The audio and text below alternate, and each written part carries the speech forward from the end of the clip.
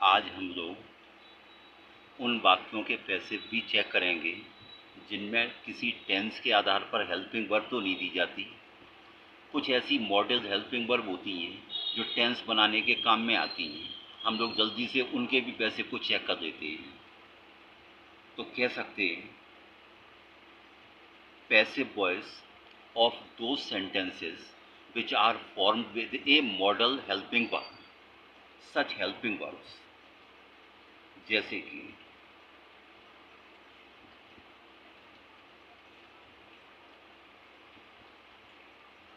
may, might, can, could,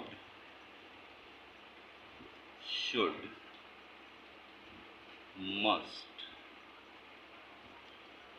ought, ये सब model helping verb में काउंट की जाती हैं।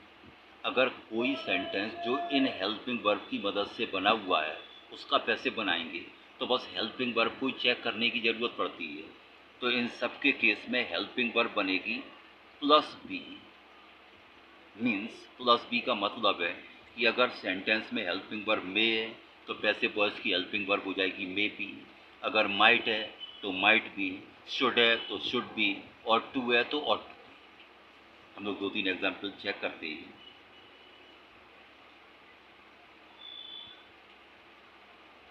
The government may introduce a new scheme। Passive में चेक करते हैं। ऑब्जेक्ट हो गया ए न्यू स्कीम।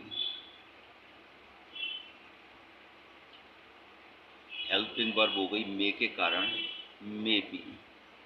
वर्ब की थर्ड फॉर्म आ गई इंट्रोड्यूस्ड, बाई से सब्जेक्ट जोड़ दिया by the government.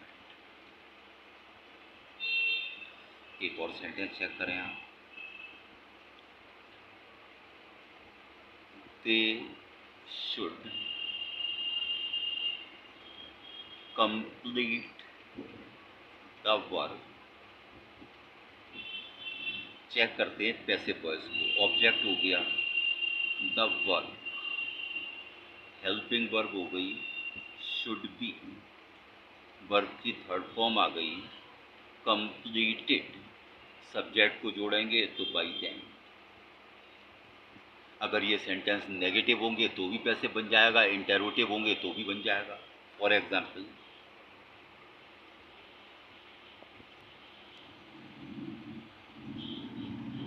Sita must not disturb me. Passive में चेंज कर देती है। मी का सब्जेक्ट हो गया आई। मस्ट के केस में हेल्पिंग वर्ब हो गई मस्ट बी, नॉट बीच में आ गया। Must not be disturbed, by से सब्जेक्ट जाए बाई सी। ऐसे ही किसी इंटेरोटिव सेंटेंसेस में भी होगा, जैसे कि for example can you do this work. तो पैसिव इंटेरोटिव का सेंटेंस इंटेरोटिव ही रहेगा। हेल्पिंग वर्ब दो शब्दों की, उसका पहला हिस्सा कैन, ऑब्जेक्ट का सब्जेक्ट आ गया दिस वर्क, बची हुई हेल्पिंग वर्ब आ गई बी, वर्ब की थर्ड फॉर्म आ गई डन, बाई से सब्जेक्ट जोड़ दिया बाई।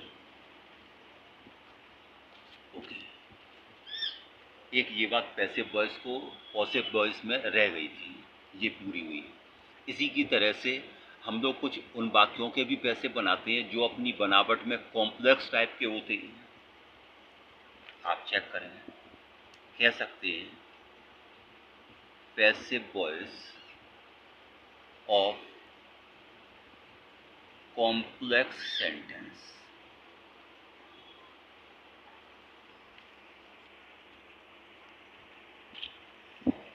कॉम्प्लेक्स सेंटेंस जैसे कि एक उदाहरण देखते हैं। Mother said that Rohit was sleeping। अब ये अपने आप में एक कॉम्प्लेक्स सेंटेंस है। एक क्लॉज हो गया मदर सेड और दूसरा हो गया रोहित वाज स्लीपिंग। अब रोहित वाज स्लीपिंग, इसमें तो पैसे बनने की कोई गुंजाइश ही नहीं, स्लीप का कोई ऑब्जेक्ट नहीं और स्लीप का कोई ऑब्जेक्ट हो भी नहीं सकता। तो अगर कोई पैसे बनाने की गुंजाइश है तो केवल इतने में है मदर सेड। तो students, if you understand complex sentence, if you understand how complex sentences are made, then you can decide easily that this particular sentence mother said, it contains an object which is certainly hidden। अगर ये दो sentence को combine करके एक complex sentence बनाया गया है तो आप इसके दो पार्ट चेक कर सकते हैं जिनसे कि समझ में आ जाएगा कि ऑब्जेक्ट कहाँ से आएगा। फॉर एग्जाम्पल इसको दो पार्ट में डिवाइड करिए तो मदर said this एक सेंटेंस हो गया, रोहित was sleeping। तो अब इन दो सेंटेंसेस में मदर सेड दिस, देखिए इसमें ऑब्जेक्ट आ गया। तो जब कॉम्प्लेक्स सेंटेंस का पैसे बनाएंगे तो वो ऑब्जेक्ट जो कॉम्प्लेक्स सेंटेंस में रिमूव कर दिया गया है, गायब कर दिया गया है या अंडरस्टूड है, उसी को सब्जेक्ट बनाना पड़ेगा। तो बना देते हैं, this mother said this that Rohit was sleeping. अब दिस को इसलिए गायब किया है क्योंकि फिर सेंटेंस थोड़ा सा ऑड लग रहा है, दिस भी आ रहा है, दैट भी आ रहा है। तो दिस सेड के आधार पर हेल्पिंग वर्ब आ गई वाज, वर्ब की थर्ड फॉर्म आ गई सेड, बाई से सब्जेक्ट जोड़ दिया बाई मदर, दैट और उसके आगे का सेंटेंस